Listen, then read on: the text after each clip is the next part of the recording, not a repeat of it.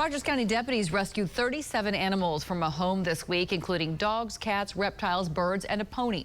Deputies say many of those animals were locked in cages and didn't have any access to food or water.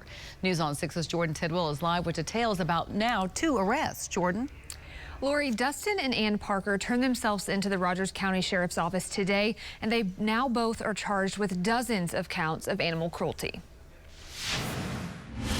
Rogers County deputies say all of these animals were malnourished and neglected.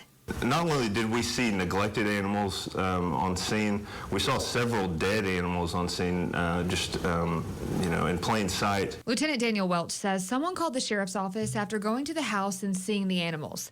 He says the inside of the house was filthy with dogs inside and a 4-foot-long snake on the loose. Welch says 3 dogs were dead, lined up on the porch, and 1 was dead inside a cage.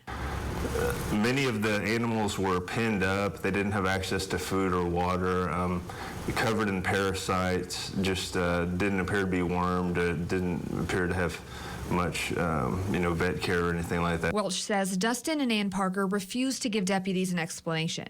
He says there are systems in place to avoid this type of problem. They didn't just have dogs and cats. They had, reptiles, birds. They had just a lot of animals, and I think they, had more than they could care for. They may have had good intentions, but I think it got out of hand. Welch says with no animal control officers in the county, the burden to respond to these types of calls falls to the deputies, and they want to make sure animals are safe. We have limited resources, but we do the best we can, and we certainly prioritize animal cruelty cases, and we try to do the best we can to get them handled as quickly as we can.